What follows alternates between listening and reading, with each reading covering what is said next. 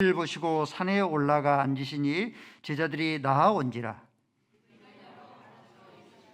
심령이 가난한 자는 복이 있나니 천국이 그들의 것임이요 온유한 자는 복이 있나니 그들이 땅을 기업으로 받을 것임이요 긍휼히 여기는 자는 복이 있나니 그들이 긍휼히 여김을 받을 것임이요 화평하게 하는 자는 복이 있나니 그들이 하나님의 아들이라 일컬음을 받을 것이며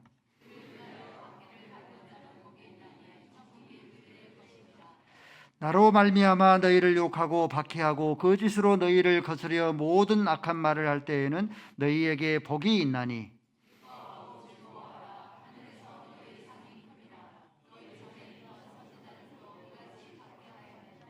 아멘. 아버지 하나님, 복의 근원이 되시는 생명의 근원이 되시는 하늘의 아버지 앞에 나와 예배합니다. 말씀을 듣습니다. 하나님의 말씀이 들려지게 하시고 하나님의 말씀이 힘있게 선포되게 하시고 하나님의 말씀이 우리의 영혼의 풍성한 양식의 꼴이 되어지게 하여 주시옵소서. 예수 그리스도의 이름으로 기도 올리옵나이다. 아멘. 옆에 사람 서로 인사했으면 좋겠습니다. 잘 오셨습니다. 예. 감사합니다.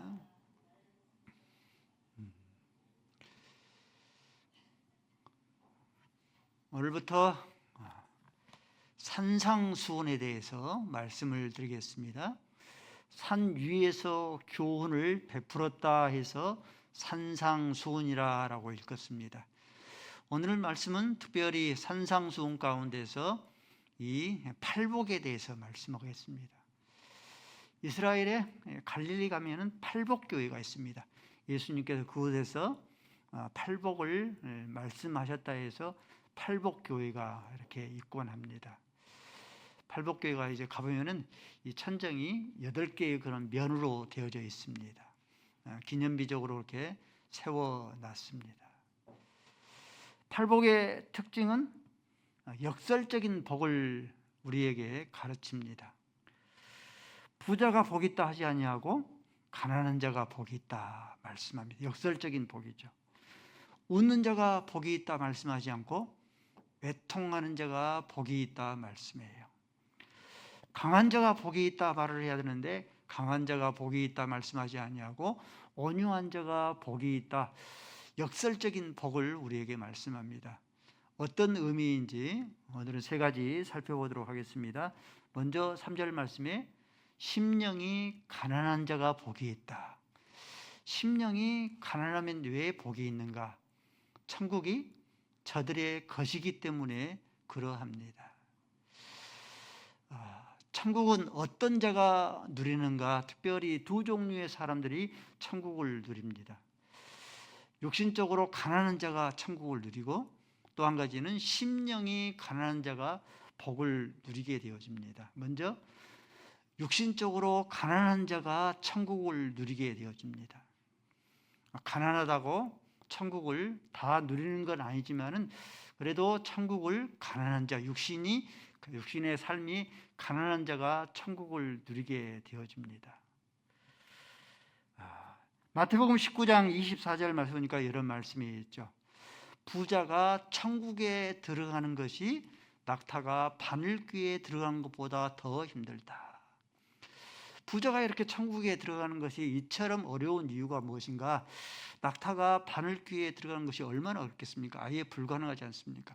이렇게 불가능한 그런 것처럼 말씀을 우리에게 가르치신 그런 이유는 사는 것이 부자이면은 그것이 자체가 천국이기 때문에 천국을 구하지도 않고 하나님 나에게 천국을 주옵소서 구하지도 않고 천국을 기대하지도 않고 천국을 사모하지도 않기 때문에 그러합니다.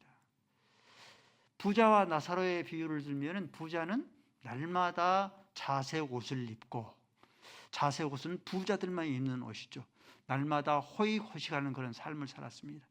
사는 것이 부자의 삶을 사니까 그 자체가 천국이니까 천국을 구하지도 않고 천국을 기대하지도 않고 천국을 그리워하고 사모하지도 않습니다. 근데 여기에 비해서 이제 거지 나사로는 사는 것이, 날마다 사는 것이 부자의 상에서 떨어지는 부스러기를 먹고 살기 때문에 천국을 굉장히 그리워합니다. 나에게 천국이 언제 임하나라고 끊임없이 기대하고 천국을 소망하고 천국을 구하게 되어집니다. 한국 교회가 가난할 때가 있었습니다. 천막교회, 지하교회, 삼각교회가 대부분이었습니다. 한국교회가 이렇게 사는 것이 가난하게 사니까 끊임없이 한국교회가 천국을 사모하고 천국을 구하고 천국을 기대했습니다. 그래서 교회들마다, 여러분들 기억나죠? 교회들마다 유행처럼 어떤 것이 이렇게 선포됐냐면은 요한계시록을 교회들마다 유행처럼 강해하곤 했습니다. 하나님의 나라를 사모하고 그리워하고 소망하기 때문에 그랬습니다. 주기철 목사님의 고대가, 끊임없이 고대가를 부르면서 천국을 그리워하고 천국을 소망하고 천국을 그렇게 기대하면서 이렇게 하나님을 섬겼습니다. 이때가 한국교회가 가장 크게 부흥하는 그런 때입니다. 말씀드렸죠? 한 반에 주일학생들이 40명, 50명이 이렇게 넘쳐났습니다. 제가 맡고 있는 그런 중고등부 아이들만 해도 한 이게 중고등부가 100명 이상 이렇게 모였습니다. 청년들도 넘쳐났습니다. 한 주일에 성도들이 20명, 30명씩 그렇게 등록하는 그런 때가 있었습니다. 이렇게 사는 것이 가난하니까 천국을 구하고 천국을 사모하고 한국교회에 천국이 넘쳐났습니다. 하나님께서 한국교회를 축복하셔서 한국교회가 부자교회 되었습니다. 궁궐 같은 예배당, 예산도 1년 예산도 10억, 100억까지 이르게 되었습니다.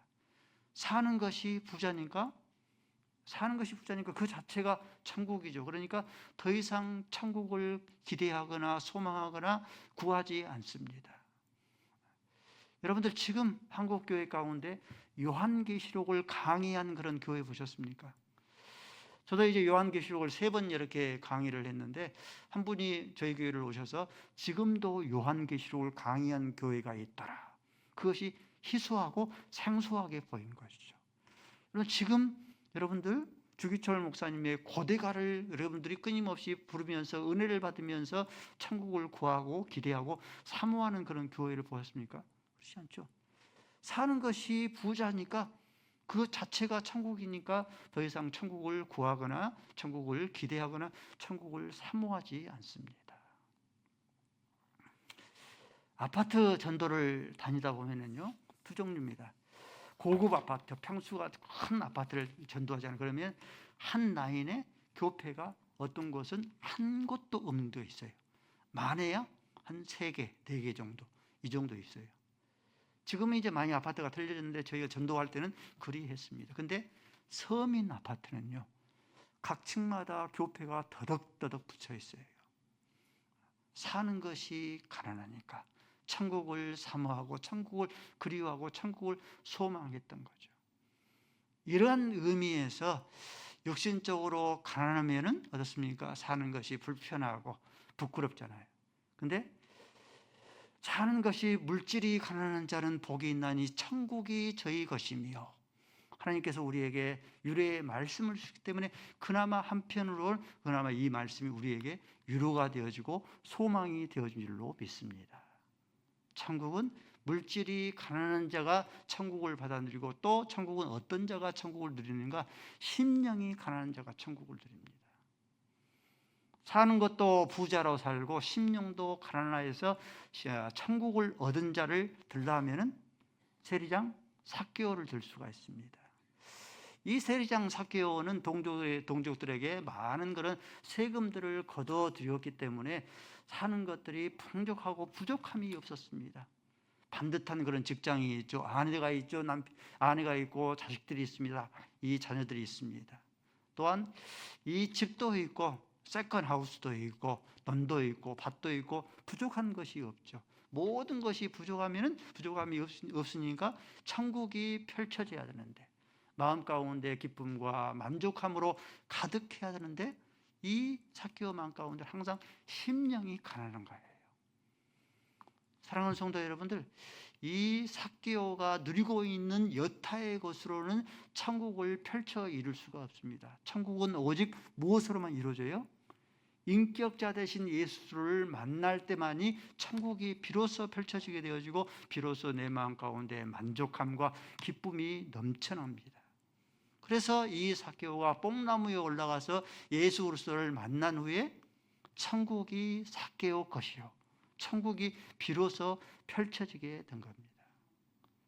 또 심령이 가난해서 천국을 이루는 그런 또 한 사람을 들려면 사도 바울을 들 수가 있습니다. 빌립보서 1장 23절 말씀 보니까 이렇게 말씀해요.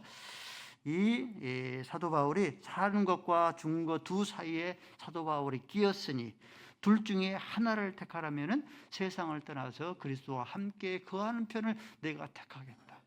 사도 바울은 천국을 얼마나 그리워하고 사모했는가.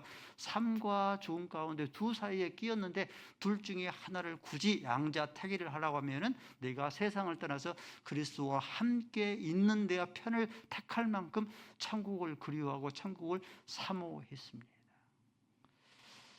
여러분들에게, 저에게, 김용수 목사님도 삶과 죽음 가운데 두 사이가 끄는데 둘 중에 하나를 택하라면은 세상을 떠나서 그리스도와 함께 거하는 편을 저도 택할 것 같습니다.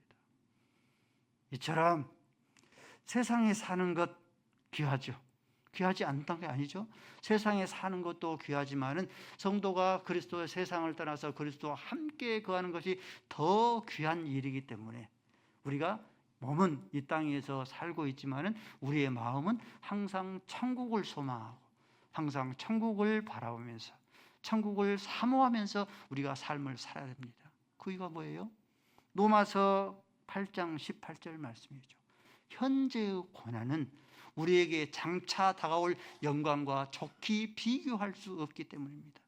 우리가 현재 그런 고난을 당하지 않습니까? 그런데 장차 다가올 그런 영광과는 좋게 비교할 수가 없기 때문에 그럽니다.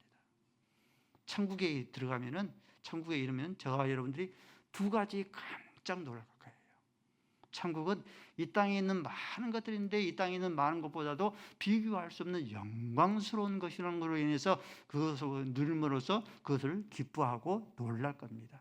또 한 가지는 우리가 그 천국에 저와 여러분이 이르렀다 하는 것으로 인해서 놀랄 거예요. 천국은 심령이 가난한 자가 들어요. 끊임없이 우리의 마음이 천국을 그리워하고 천국을 사모하고 천국을 기대하고 하나님 천국을 언제 임합니까? 천국을 구하는 자, 이 심령이 가난한 자가 천국을 누린다 하신 그런 역설적인 예수님의 가르침입니다. 또 4절 말씀 보니까 외통하는 자는 복이 있나니 저희가 위로를 받을 것이며, 외통한 일을 당했는데 위로한 자가 없으면 복이 아니라 화가 되겠죠.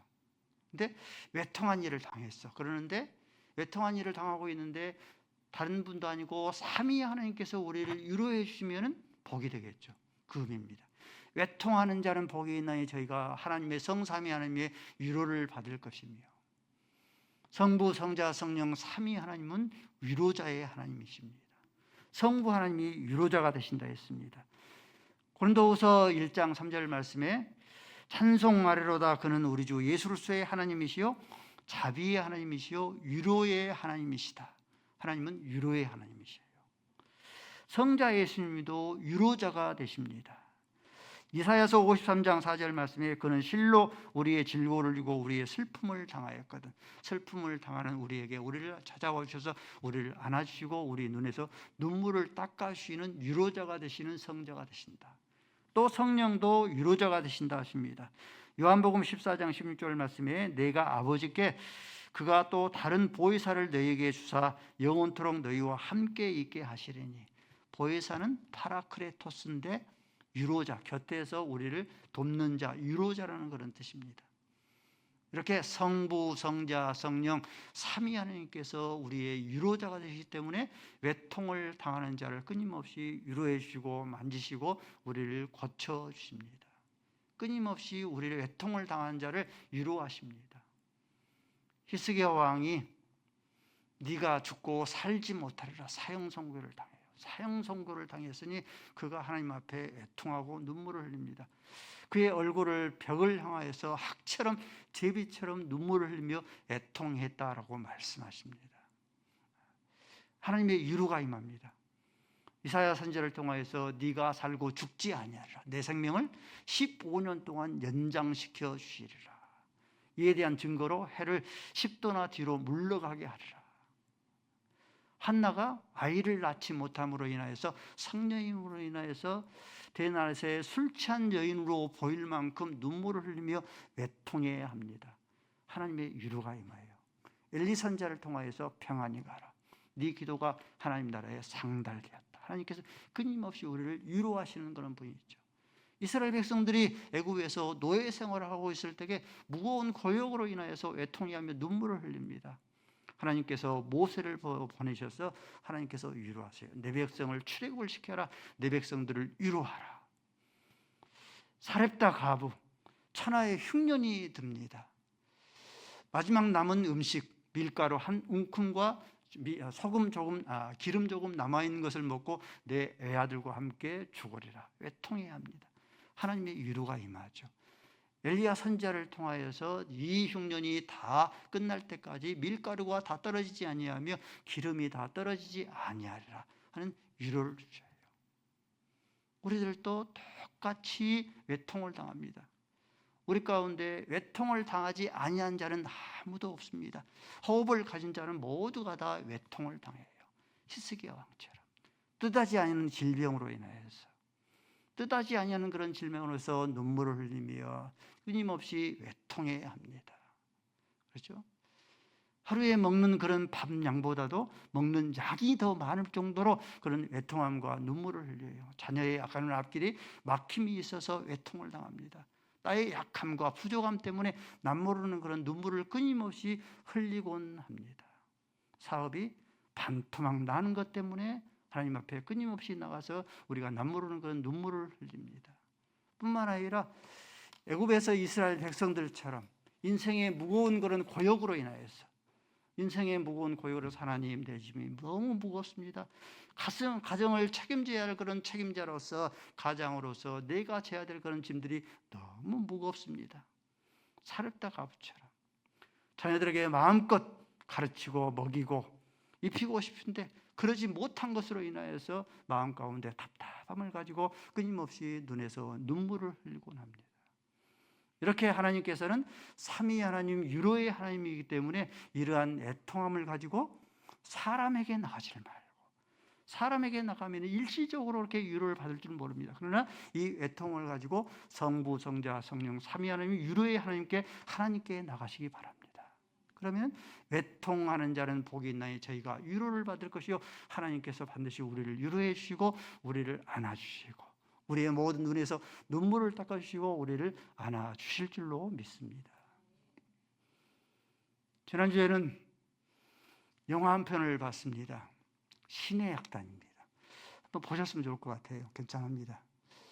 추천할 만해요. 이 신의 약단이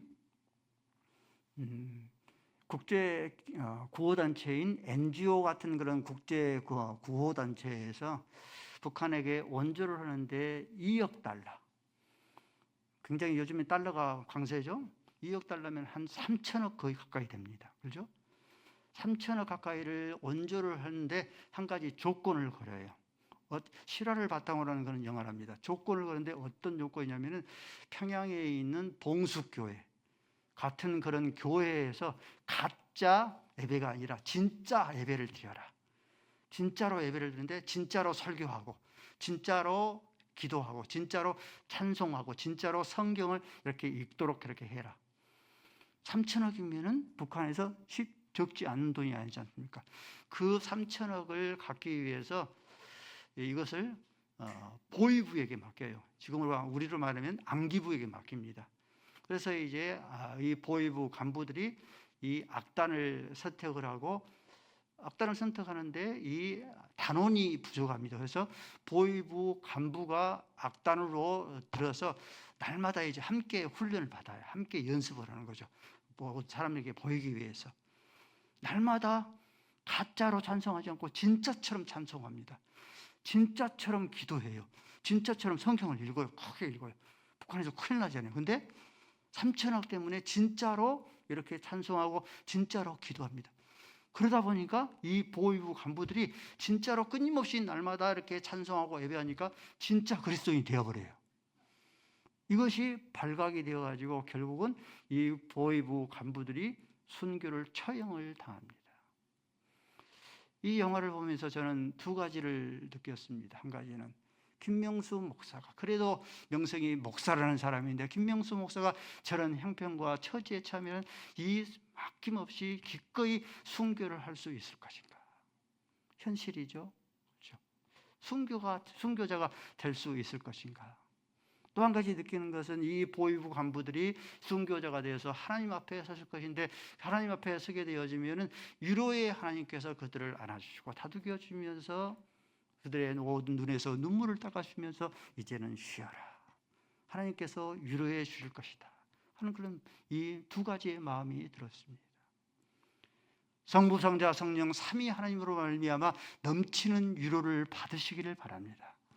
하나님으로부터 넘치는 위로를 받아 누릴 뿐만 아니라 환난 당하는 그런 자들을 끊임없이 위로하시기 바랍니다. 고린도후서 4장 1장 4절 말씀에 이렇게 말씀해요. 하나님께 받은 위로로서 모든 환난 당하는 자를 위로하라 말씀하셔요. 이사야서 40장 1절 말씀에 너희 하나님이 이르시되 너희는 위로하라, 내 백성을 위로하라. 부모가 자녀를 위로했는데 그 자녀가 부모에게 받은 그런 위로로서 또 다른 그런 이 자녀들을, 자기의 형제들을 위로한다고 하면 부모가 그 모습을 보고 얼마나 대견해 하겠습니까? 그렇죠? 성도가 하나님 앞에 커다란 많은 그런 넘치는 위로를 받고 그 받은 위로로서 환난 당하는 자들을 위로해 주면 그 성도, 하나님께서 그 모습을 보시고 얼마나 대견해 하시겠습니까? 우리 가운데 저와 여러분들은 모두 영적인 문둥병자예요. 영적인 문둥병자가 아닌 자가 누가 있겠습니까? 죄악으로 말미암아서 우리의 삶이 그러하죠. 그러므로 영적인 문둥병자에게 가장 필요한 것은 어떤 것이냐? 서로 위로자가 되는 겁니다. 바나바, 위로자라는 그런 뜻이죠. 그래서 행복한 교회가 모두 저마다 위로자가 되는 거예요. 장로님이 위로자가 되어지고, 권사님들이 위로자가 되어지고, 순장과 교사들이 위로자가 되어지고, 그러면 행복한 교회가 따뜻한 그런 교회가 되어질 줄로 믿습니다. 성부, 성자, 삼위 하나님으로 말미암아 넘치는 그런 위로를 받고 그 받은 위로로서 형제들을 서로 위로할 수, 환난 당하는 자를 서로 위로할 수 있기를 바랍니다. 5절 말씀입니다. 온유한 자는 복이 있나니 그들이 땅을 기업으로 받을 것이며. 여러분들, 가난한 땅을 기업으로 받은 민족이 어떤 민족입니까? 난폭하고 사나운 아수르 민족도, 아수르 제국도 아닙니다. 애굽 제국도 아니고 바벨론 제국도 아닙니다. 민수기서 12장 33절 말씀 보니까 이렇게 말씀합니다. 모세는 지면에서 온유가 가장 뛰어난 자들아. 지면에서 온유가 가장 뛰어난 이 모세가 가나안 땅을 기업으로 차지하고 이 모세가 이끄는 이스라엘 민족이 가나안 땅을 차지해요.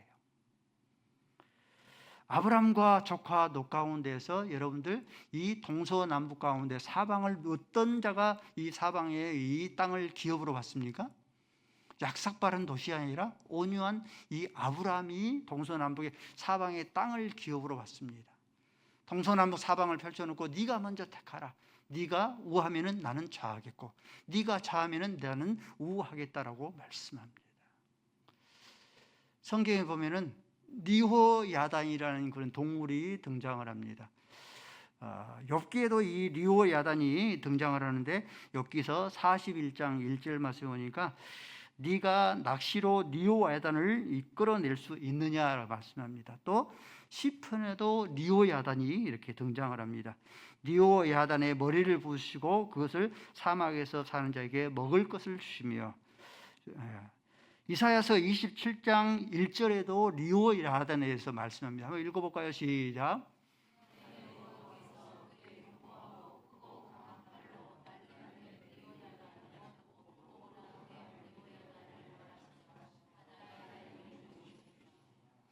강한 칼로 날랜 변, 꼬불꼬불한 뱀 류오야단 이렇게 말씀했죠. 근데 이 류오야단이 무엇이냐면은 전설적인 그런 이 동물인 이 입에서 불을 토해내는 붉은 용을 가리킵니다. 이렇게 붉은 용들이 어떻습니까? 이러한 맘모스의 그런 짐승들이 지금은 다 이 땅을 기업으로 차지하지를 못하고 저마다 다 이제 멸절돼 버리지 않습니까? 근데 온유한 동물, 사자나 이 온유한 동물인 사슴이나 토끼 같은 경우는 땅을 지금도 차지하고 있어서 그 개체수가 온 땅에 가득하지 않습니까? 어떤 자가 땅을 기업으로 받는가? 온유한 자가 땅을 기업으로 받습니다. 시편 37편 11절 말씀에 이렇게 말씀해요. 온유한 자가 땅을 기업으로 차지할 것이라. 예수님이 온유한 성품의 소유자였습니다. 마태복음 11장 28절 말씀에 수고하고 무거운 짐자들아 다 내게로 오라 내가 너희를 편히 쉬게 하리라. 나는 겸손하고 온유한 자라고 말씀합니다. 예수님께서 이 온유한 성품으로 인류의 구원을 완성하십니다. 이사야서 53장 7절 말씀에 그가 곤욕을 당하여 괴로울 때에도 그 입을 열지 아니하였으며 끊임없이 온유하신 것이죠. 마치 도수상으로 끌려가는 어린 양과 털강자 앞에서 잠잠한 양같이 그의 입을 열지 아니하였도다. 온유한 자는, 온유는 이 연약한 자의 전유물이 아니라 길들어진 야생마의 의미의 뜻을 가지는 것이 이 온유한 그런 단어입니다. 그런데도 불구하고 끊임없이 혹자는, 끊임없이 세인들은 어떻게 세인의 교육을 시킵니까? 땅을 기업으로 찾으려고 하면 찔러도 피 한 방울 나오지 아니할 만큼 악하고 독해야 된다. 끊임없이 우리가 듣는 그런 교훈들 아닙니까? 근데 성경은 우리에게 뭐라고 교훈합니까? 성경은 온 땅에 있는 그런 이 땅을 기업으로 찾으려고 하면 온유한 성품의 소유자가 되어져야 한다. 온유한 성품은요, 약한 자의 그런 성품이 아니라 예수 그리스도가 가지고 있는 그런 성품입니다. 나는 겸손하고 온유하니. 성령의 9가지 열매 가운데 하나이곤 합니다. 저와 여러분이 온유한 성품이 되어서 땅을 기업으로 차지할 뿐만 아니라 온유한 성품이 되어서 하늘에 있는 풍성한 그런 영원한 기업까지 차지할 수 있기를 주님의 이름으로 축원을 드립니다. 심령이 가난한 자는 복이 있나니 그들이 천국을 얻을 것이며 외통한 자는 복이 있나니 그들이 위로를 받을 것이며 온유한 자는 복이 있나니 그들이 땅을 기업으로 받게 하여 주시옵소서. 예수 그리스도의 이름으로 기도 올리옵나이다.